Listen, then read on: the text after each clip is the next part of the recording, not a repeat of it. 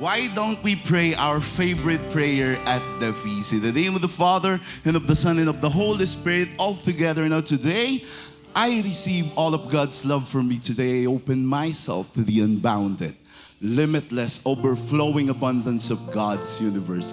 Today, I open myself to God's blessings, healing, and miracles. Today, I open myself to God's word so that I become more like Jesus every day. And today, I proclaim, come on, shout, I'm God's servant. I'm God's powerful champion. And because I am blessed, I am blessing the world. In Jesus' name, amen. Let's all sing to the Lord. Thank you, brother. Thy word is a lamp unto my feet, in the light unto my path. Lord God, speak to us today. Bring miracles today. Our word for today is from Genesis, and it says here, the Lord God then took the man and settled him in the Garden of Eden to cultivate and care for it. Can you say care for it? Tingnan mo nga yung katabi mo, mukha bang naaalagaan yan? Brothers and sisters, I want to welcome you to our brand new series entitled 9 to 5. Nako, saktong-sakto po kayo. And today we're going to talk about what the Bible says all about our job. Sino po ba dito yung mga working? And I suppose napakarami ninyo. Taas niyo yung kamay ninyo lahat. Yan. Whether you're working in the office, whether some of you are working engineers, programmer, in the bank, financial analyst. Andito po kayo ngayon dahil dinala kayo ni Lord to bless you. Amen? And be ready to be showered by the blessing of the Lord. Ako po, si Brother John po, dati ko pong nakakasama. Yung dati niyang trabaho, siya po ay commercial model din. Parehas po kaming dalawa. Ito po yung dati kong trabaho. Sige nga po, pakita niyo sa screen. Yan. Biro lang po ha, huwag po kayo maiinis sa akin. Yan. And today, for 5 weeks, we are going to talk all about your jobs. And the title of our talk for today is this, Work in the Garden. Can you say that again? Work in the Garden. Ako po personally, saktong-sakto po, yung first talk na nandito ako ngayon. Kaya kung tinanong nyo, yung sabi ni brother kanina, hulas na rin po ako. Galing rin po akong trabaho and then I come here and I was just blessed with you. Maraming salamat po. And this is, sige po, palakpakan niyo po yan. And I bet, hula ko lang po, makaka-relate po kayo sa akin today. Amen? Amen. Yan. But I'm not only speaking for those who are working 9 to 5 jobs. Sino po ba yung may mga students po ba rito, may mga estudyante? Mga nag-aaral, wala? Yan, meron si brother. Yan. Nag-aaral mamalansya. Yan. Yan, kung wala, edi okay lang. Sino po dito yung mga retired na? Wala pa rin. Yan, wala pa rin. Sino po dito yung housewives? Wala pa rin. Kasi para sa kanila rin to. All of them are working. Ha? Kaya kayo pong nandito, hindi man kayo nagtaas ng kamay, kayo talaga yung kausap nito. Ha? Para sa inyo po talaga itong talk na ito. And let's face it. Tanggapin na natin that we spend most or majority of our waking hours. May umuuwi pa ba sa inyo ng bahay? Oh, very good, di ba? Even some people, they spend all of their life in work. Yung parang tipong gigising, magbibihes, maliligo muna, magbibihes, papasok. Tapos uuwi, matutulog. Di ba? And let's admit it, it greatly impact our life, our finances, our physical health. Tingnan mo yung katabi mo, mukha bang malusog yan? Ito na lang, our mental health. Tingnan mo yung katabi mo. Okay pa ba yan? Di ba? And even the health of our relationship. Malaking parte po ng ating buhay ang ating trabaho. And if your job matters to you, say, I'm listening. Thus, your job matters to God because you matter to God. Tapikin mo nga yung katabi mo, sabihin mo sa kanya, friend, Importante ka kay Lord. Damahin niyo yan. Amen. Alam po ninyo, which brings me to this question, that does your relationship with God affect your relationship with work? Tingnan nga natin po mabuti. Kumbaga parang pag nandito ka ba sa feast, medyo mabait ka, medyo lang. Pero pag sa trabaho, mas mabait ka. Di ba? And tanggapin, may pumapalakpak talaga. And tanggapin po natin na talagang kailangan natin si Lord. Tama po? Sino po ba dito ang may kotse? Walang magtaas ng kamay. Brother Eugene, mga kotse. Sino dito ang may mga kotse? Wala pa rin? Sige, bahala kayo. What does a car need to work? Ano po ang kailangan? Yan. You need fuel. Naranasan nyo na po ba ito? Can you flash it on the screen? Yan, nakaranas na kayo niyan. Tapos yung nandun ko sa isang lugar na parang walang ilaw, walang poste, tapos walang ilaw, wala kang taong makita. Tapos yung susunod na, pag tinignan mo dun sa Google Map mo, ang susunod na gas station na makikita mo, mga 30 kilometers pa. My dear brothers and sisters, your car needs gas to run. Or, mawalan ka ng titirik ka. So dapat hindi ka magkakaroon ng empty tank. Tingnan mo yung katabi mo. Mukha na bang empty yan? You know what, my dear brothers and sisters, many of us experience burnout. Can you say burnout? From our job because we don't take time to refill our tank, our love tank. That's why today, in this series, magpakarga kay Lord. Magpa-refuel ka kay Lord because God wants to be part of your work. Isama mo siya kung ano man ang ginagawa mo, 9 to 5. Kailangan mong kasama si Lord dyan. That's why the goal of this series is to refuel you, to include God into your 9 to 5 job. Do I hear an amen? That's why the title of our talk for today is this, and the message of our talk is this, work in the garden. My dear brothers and sisters, God is inviting you today. Gusto niyang makatrabaho ka. Sinasabi niya sa'yo, anak, pwede mo ba akong isama sa work mo? And God is inviting you today. And all you have to do is just submerge yourself to His love. Payakap ka kay Lord dahil alam niya, pagod na pagod ka na. Can you put your hands over your chest? Father in heaven, today, we just want your embrace. We just want your love to fill our empty hearts. We are all tired. We are experiencing burnout. Some of us are on the verge of quitting our job. Speak to us today, Lord. Give us a new hope, a fresh start. Give us your fuel. Give us your love. In the mighty name of Jesus we pray. Amen and amen. Palakpakan natin si Lord. Tapikin mo nga yung katabi mo, sabihin mo sa kanya, kapatid, masaya ka pa ba sa trabaho mo? Upo na po tayo. Let's all take our seat. Thank you very much, worship team.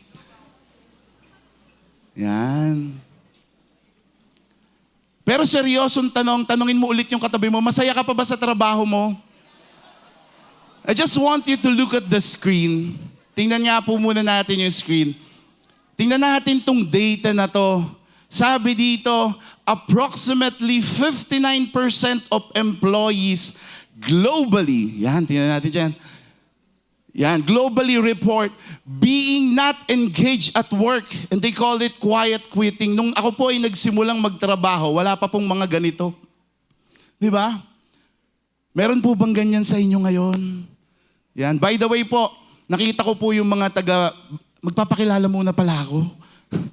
Baka mamaya matapos yung talk, hindi nyo pa ako kilala. I'm Brother Eugene from Feast Imus. Yan, kung nagtatanong po kayo bakit wala po si Brother John, bigyan po natin siya ng pahinga. Okay lang po ba yon? Yan, siya po ngayon ay tapos na, papauwi na yan malamang, baka mamaya nandiyan na yan. Nagtampisaw sila sa dagat. At kasama ko po ngayon yung may pumunta pong mga taga-Feast Imus dito ngayon. Akala nila si Brother John nandito rin. Pagpunta nila, ako pa rin yung inabutan nila. Okay? So, continue natin. Sabi pa po is 41% of global workers experience a considerable amount of stress. Tingnan mo yung katabi mo. Mukha bang stress yan? Hindi naman daw. O sige, sino po yung mga leaders dito? Supervisors, managers, may-ari ng kumpanya. Yan, be proud. Taas niyo kamay nyo. Yan. Sabi po, 75% of employees who leave their jobs because of dissatisfaction with their managers. Pinagtaas mo pa kami, Brother Eugene, ng kamay. Pinain mo lang kami. What is my point, my dear brothers and sisters? Sana po, hindi kayo nakaka-experience nito. And if in case that you are experiencing this, I pray for these 3 blessings. Ilan pong blessings? 3. First one is this. I pray that your secular work, can you say secular, will start bringing you closer to God. Mapalapit ka kay Lord.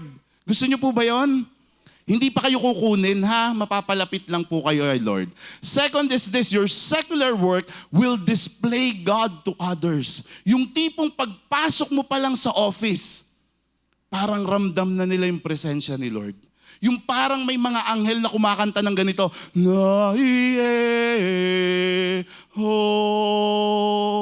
diba? Hiniram ko lang yun, ha? Third blessing is this, that your secular work will prosper you, will prosper others, and will prosper Brother Eugene. Wala nakasulat. Others lang po. Yun yung third blessing. At yun yung mga blessing na gusto natin na ma-achieve or maramdaman ninyo, makuha ninyo for this talk. But before that, I just want to show you this. Alam niyo po ba ito? Sino nakakaalam nito? Anong online betting? Dito online betting, ha? Grabe kayo. Nasa feast tayo. Yan. Hindi nyo alam to. Eto, alam nyo, yung next slide. Yan, baka ito na yung alam nyo. Yan, time traveling machine po. Ito, quantum realm na to eh. Social na kayo eh. Okay, ganito po ang gagawin natin. Pwede po ba tayo mag-time travel? Yan, gusto nyo? Saan tayo pupunta? At the count of 3, I want you to go back dun sa oras na ini-interview ka pa lang dyan sa trabaho mo. Sabi, oh my God. Sabi, oh my God sila. Okay po ba yun? Pwede? Okay, let's do this at the count of 3. In 1, 2, 3, go! Ayos ba yung sound effect ko, kuya? Okay, good. Sige, sabi mo kay Brother John, magaling akong gumawa ng sound effect, ha? Okay. Ano yung natatandaan mong itsura mo habang kaharap mo yung hiring manager mo? Ang kapal daw ng lipstick. Ang kapal ng lipstick ko nun. Yung mga lalaki, suot-suot mo pa dyan yung binili mo sa Marks and Spencer na coat, malamang. Diba? Naka-necktie ka pa. Suot-suot mo pa yung sapatos mo na binili mo sa Rockport, malamang. Yung mga girls, diba? Yung mga girls, naka-makeup pa yan, full blush on, naka-stiletto pa yan, naka-corporate attire. At ano yung natatandaan mo na tinanong sa'yo during that time? Diba? Or yung sinabi mo during the time that I am willing to work under? Wow, natatandaan nyo pa. Very good. Ano pa yung sinabi nyo doon? That I am a team? Wow, team player. Galing naman. Ito pa, I'm willing to work in extended? Wow, galing. Palakpakan nyo naman yung sarili nyo. O, balik na tayo ha. Balik na tayo. In 3, 2, 1, go. Tingnan mo ngayon yung katabi mo. Tingnan mo na seryoso. Mata sa mata. At tanungin mo siya, Besh, anyari? Anyari? Asa na yung willing to work under pressure? Asa na yung team player? Andyan pa ba? Baka mamaya kasi kapatid, ang tingin mo na sa trabaho mo na ngayon ay isang sumpa. Lakas ng tao ni Kuya. Tingin mo sa trabaho mo sumpa. But anyway, kung ganyan ang thinking mo, maaring may konting relevance in what we have discovered in the Bible. Because in Genesis, it says that, cursed is the ground because of you. In toil, you shall eat of its produce all the days of your life. So parang iniisip natin na dahil sinumpa ni Lord si Adam at saka si Eve during that time, Kaya nagkaroon ng trabaho. Kaya nagkaroon ng work. Tama po ba? Pero yun nga ba talaga yung nangyari? Isn't work a curse for man's sin? That's the question. And the answer is this: work was not a curse, but work got cursed. Yung trabaho mo. Why? Simple lang po. Malamang may mga nangyari dyan, kagaya dun kay Adam and Eve. Kaya naging sumpa ang pakiramdam mo o pagtingin mo sa trabaho. But you know what, my dear brothers and sisters? Ask me what? Work already happened in paradise. Yes, doon po nagsimula dyan. It doesn't start, or it was not first introduced in a factory, in office, but it all started in the garden, sa Garden of Eden. And you know what? Man's work in the garden isn't a punishment, but a promotion. Taas mo nga yung kanang kamay mo. Ilagay mo sa balikat ng katabi mo, lalo na kung kakilala mo yan, ha? Pag hindi, medyo taas ka lang ng ganyan, ha? Stay put ka lang. Sabihin mo sa kanya, friend, promoted ka. At least dito na-promote ka, ha? Ako ang nag-promote sa'yo dito, okay? Okay. Pero bakit nga ganun, Brother Eugene, hindi pa rin kita maintindihan? Bakit ang tingin ko pa rin sa trabaho ko, parang parusa? So how was work cursed? Because of sin, we now have to work outside the garden.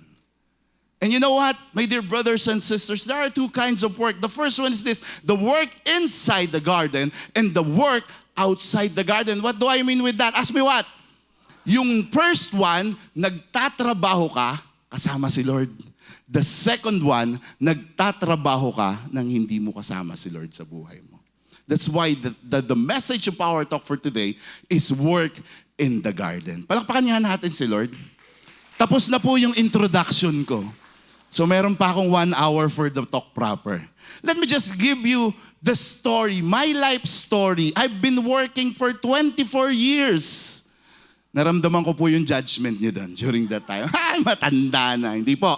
Nag-start po ako magtrabaho 18 years old. Yan. And during that time, I can describe my work. Kung titingnan natin, parang may 2 chapter yung aking buhay. Especially nung nag-start na akong magtrabaho. The first chapter, ganito po ang itsura ni Brother Eugene nung nagtatrabaho siya. Pasok, trabaho, uwi, party. Meron bang ganyan sa inyo? Hindi, nag-feast na kami, brad. Talaga? Ganito po ulit. Pasok, trabaho, uwi, inom.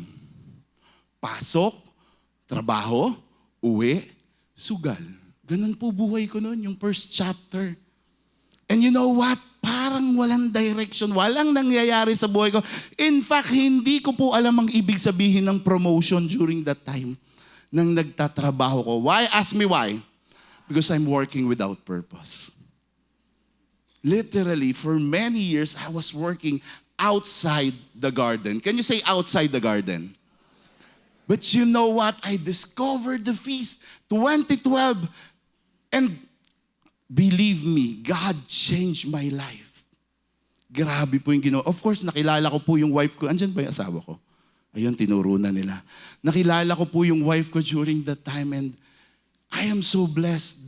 The feast changed my life. Dati po, sa poker lang ako nag-all in. Pinagtawanan ako doon. But you know what? Ngayon, nag-all in ako kay Lord. Dati, ginagabi ako sa kung saan-saan, pero ngayon, ginagabi ako ng uwi sa LG, sa meeting ng ministry, pag merong may problema sa ministry ninyo, di ba? Doon na ako And you know what? After that, God blessed me with promotions. May S po yun, ha? Promotions after promotions after promotion. At hindi ko po inakala na aabutin ko yung ganitong level sa aking trabaho. And you know what? The best achievement. Sino po mga taga-HR dito? Yan, huwag kayong mag-alala. Mag-a-apply po kasi ako. Uy! Kinalakit na. Ayun din po. Akala niya rin si Brother John yung nandito. Nagulat siya, si Brother Eugene pa rin. Mga taga-Imus po yan.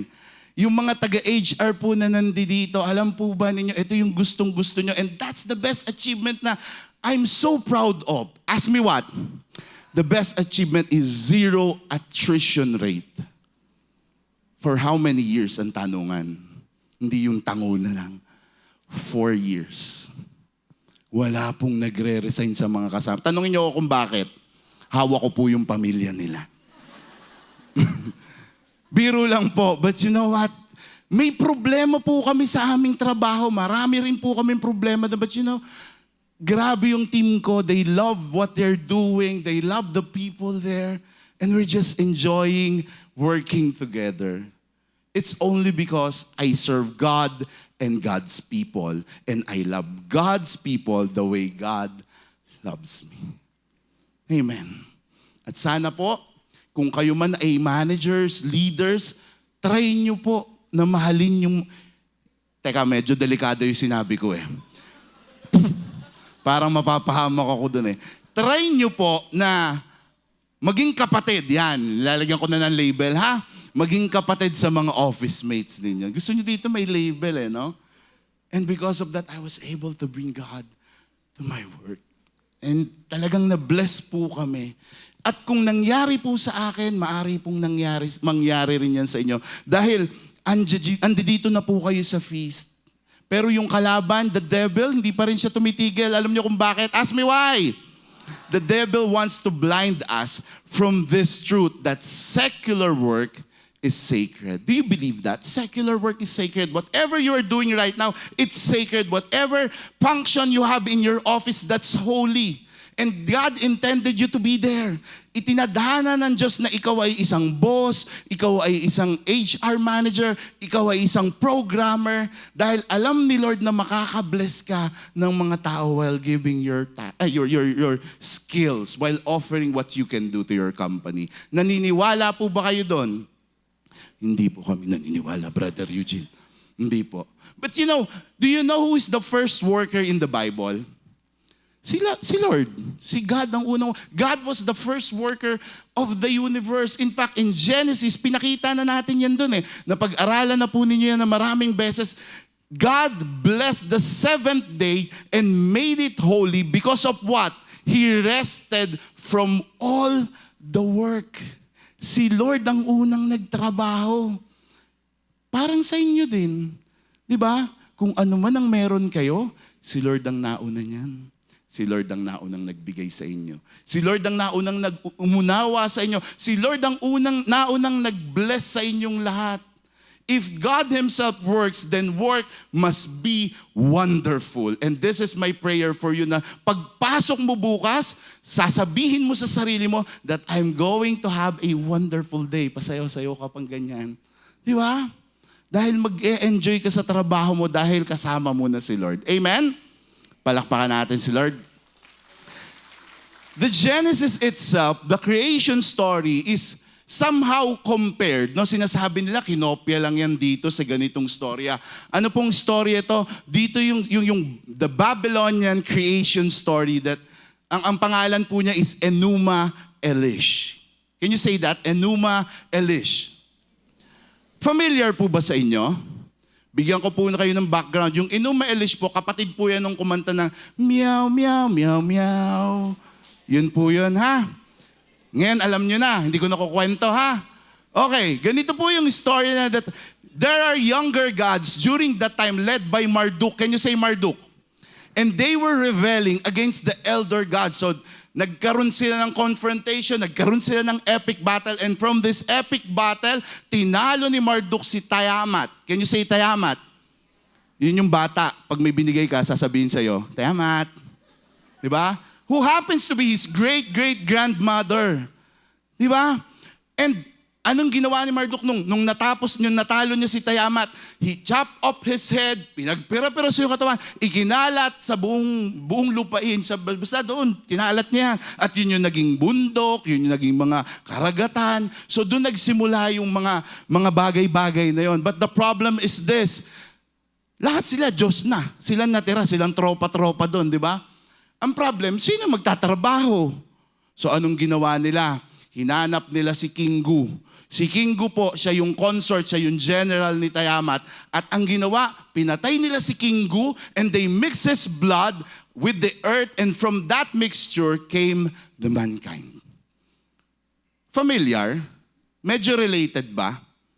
Medyo magkamukha po ba yung creation story dun sa Babylon, ng mga Babylonian compared to dun sa Genesis story natin?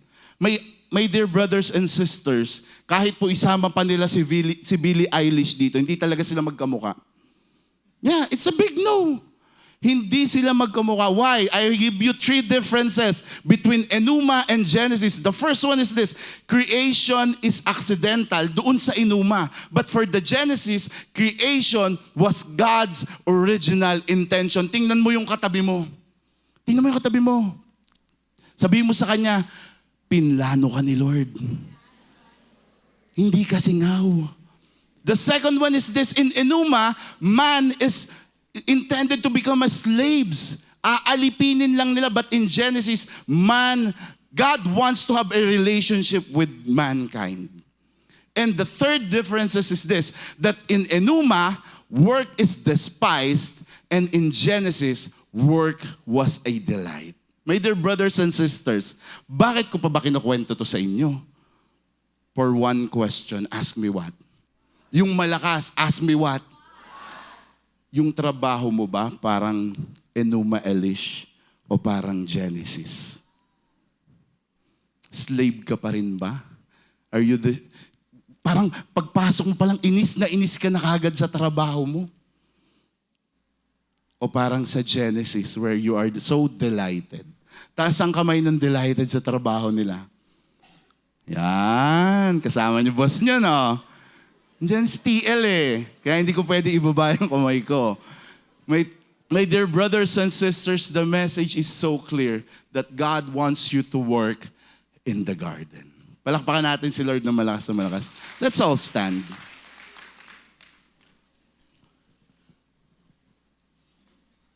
Kapatid, what it is like to work in the garden? Sino ba dito yung mga plantita?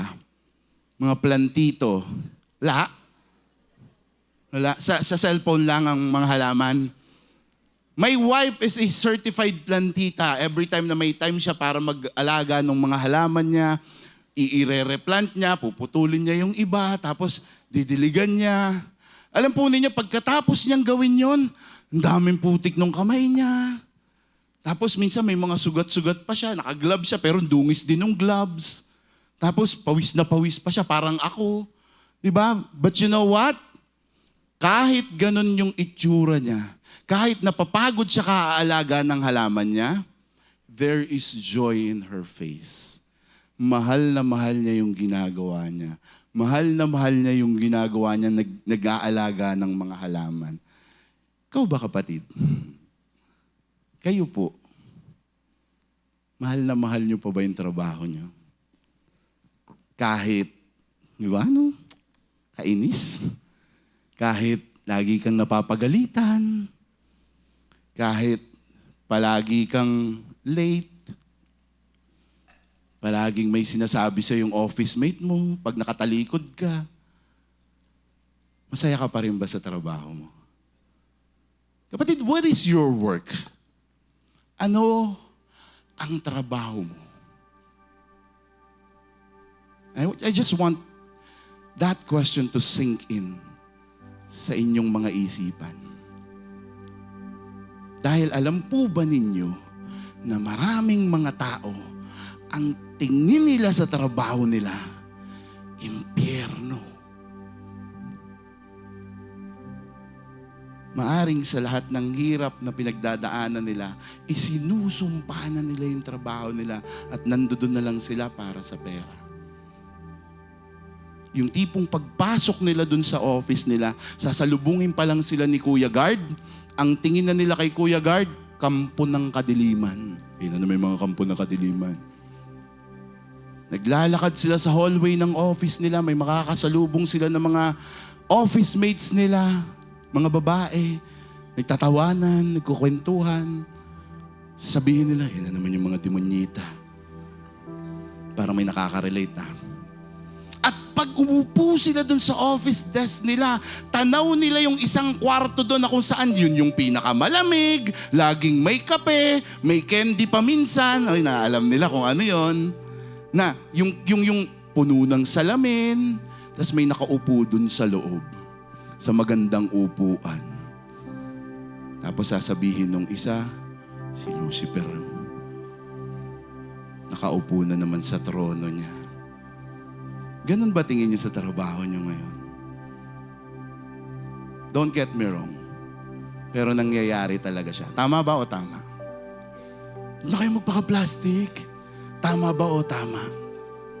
You know what, my dear brothers and sisters, the devil will try to steal one key part of your work. One key part. And what is that? It is enough to make it feel like hell instead of heaven. And what is that? Ask me what? It's joy. Pag nawala na yung saya, kapag nagtatrabaho ka, ang tingin mo sa trabaho mo, gaano man kaganda yan, impyerno. I just want you to check your status right now. May kurot. Meron bang nare-realize? But you know what, my dear friends? Sabi nila, na ang joy daw, isang patak lang. Ba't tumawa kayo? Seryoso na ako eh. Isang patak lang, kaya ang lahat ng sakit, lahat ng problema, lahat ng bigat, lahat ng buwisit. Basta meron ka lang isang patak ng joy. May free advertisement po yan. Meron ka lang isang patak ng joy. The true joy that comes from the Lord. At yun sana yung baunin nyo after this. Paglabas nyo dito, sana bit-bit nyo yung true joy from the Lord. Para pagpasok nyo doon, kahit mukhang kampo na ng kadiliman yung mga tao doon, nakangiti ka pa rin. Amen? Sana po, pag tinanong kayo kung ano ang trabaho nyo, parang ganito po. Can you say, what is your work?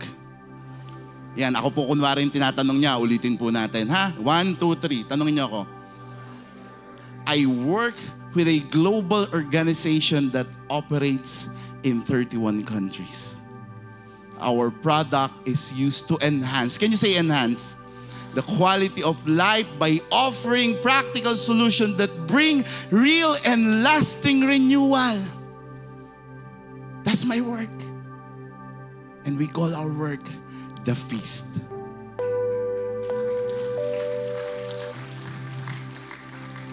Ito yun.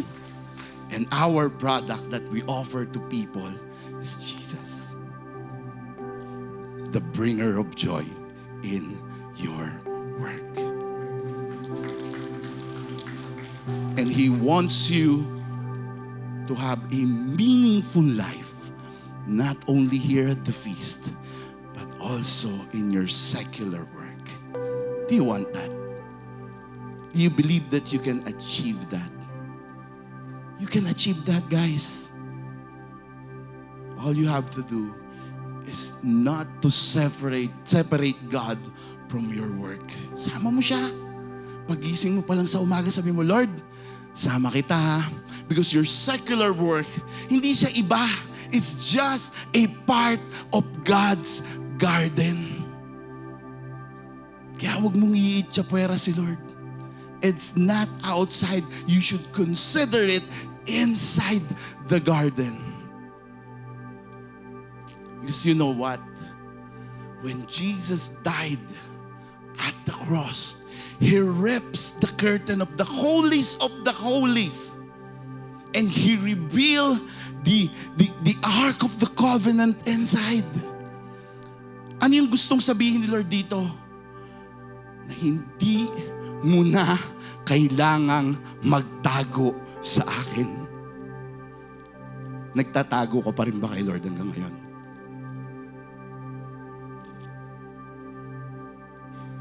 Hahabulin ka niya, kapatid. For one mission, to bring you back in the garden. And through Jesus, the garden moves out to conquer the wilderness. The wilderness that you are calling job right now. It's no longer the wilderness. It's already God's territory. Kaya hindi imposible na ma-overcome mo kung ano yung pinagdadaanan mo ngayon.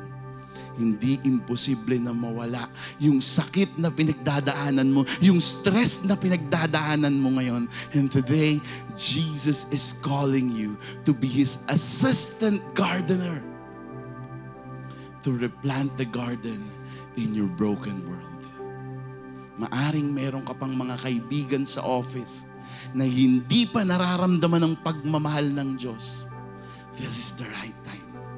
Maaring meron ka pang mga boss na masusungit. This is the right time. Maaring may mga problema ka pa sa office na yung team mo mismo hindi magawa ng solusyon. Sila nag-aaway na doon. This is the right time. Pakita niyo yung joy na nakuha niyo sa feast at bitbitin niyo sa inyong workplaces. Simula bukas, you are working in the garden. Can you put your hands over your chest? Father in heaven, today, we claim the victory over everything that we are going through. Some of us, we are going through a tough time in our work. We are chasing after targets. We are looking forward for more promotion. Lahat kami, Panginoon, may pinagdadaanan. Nasusungitan kami ng boss namin. Nababackstab kami ng mga office mate namin. Teach us how to bring joy in our life. Sa aming office, sa aming mga kliyente, sa aming mga ginagawa, Panginoon. And we are offering to you this amazing thing that you call joy. We want to dip our toes, our hands. We want to submerge our whole body for this. We want more of you. We want more of your love. We want more of your healing. We want more of your joy. We want more of you, Jesus.